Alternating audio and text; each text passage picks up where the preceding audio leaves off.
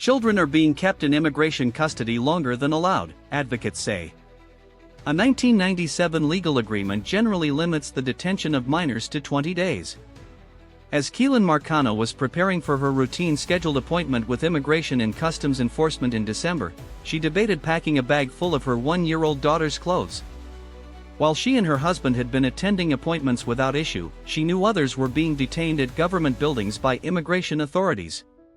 When they told us we were being detained, it felt like we already knew, all along, Marcano told ABC News. The family, including one-year-old Amalia, was quickly sent from El Paso to Texas Dilley Immigration Detention Center, where they were detained for 60 days, joining hundreds of other families that the government has held for durations that advocates say exceed the limits established by federal court rulings. Those restrictions stem from the Flores Settlement, a 1997 legal agreement that a federal court has interpreted to mean that the government generally should not hold children in immigration custody for more than 20 days. As of last month, there were about 1,400 people being held at Dilley, including children and parents, according to RAICES, a legal immigrant advocacy group. The facility was closed during the Biden administration and was reopened last year as the Trump administration's immigration crackdown ramped up. The 60 days that Marcano, her husband Stiven Prieto, and their daughter were held there is 3 times the general legal limit permitted by the settlement. The Trump administration is holding children and families in detention for prolonged periods of time, weeks, months, Elora Mukherjee, the family's lawyer, told ABC News. Children and families at the Dilley facility don't have access to sufficient clean drinking water, where they don't have access to sufficient nutritious food, and don't have access to adequate medical care. The family entered the U.S. using the Biden-era Customs and Border Protection app in 2024, according to court documents. They were processed and granted parole to live in the country while applying for asylum. The family was released last week after their 60-day detention, and their first court date is scheduled for 2027, according to their attorney.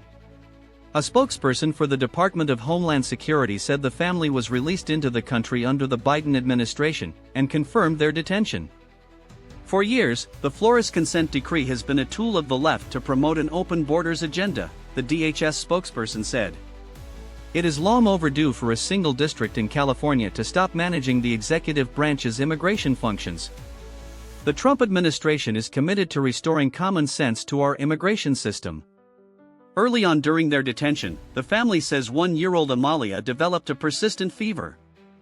Marcano told ABC News that despite her repeated pleas for medication, the medical staff dismissed the symptoms. The doctor told me that fever was a good sign because it meant she was actively fighting a virus, Marcano said in Spanish. I got really upset, and told her that whatever the case was, a fever is not a good thing. If she didn't know that fever could kill people, or that fever could cause convulsions, fever would never be good.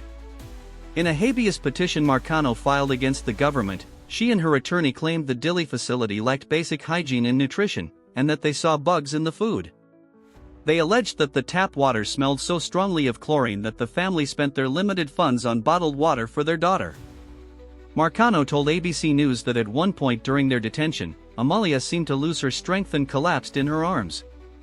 I grabbed her and I dressed her and I took her back to the clinic, and I began to argue with the doctors, asking who would be responsible for my daughter if something happened to her, Marcano said.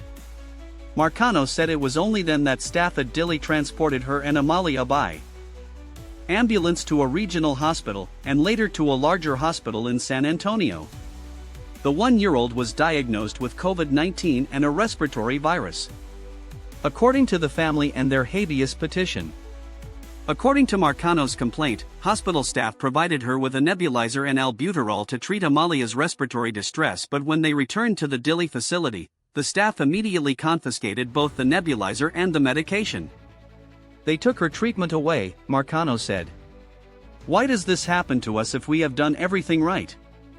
I was begging the officers to please help me get out of there, and no one listened to me.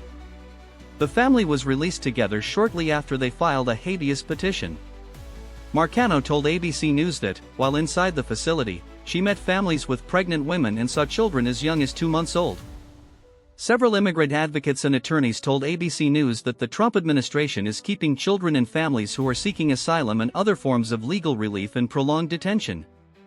In Minneapolis, where 5-year-old Liam Conejo Ramos was detained along with his father on their way home from school last month, local school officials told ABC News that immigration authorities had detained 4 other students from the district.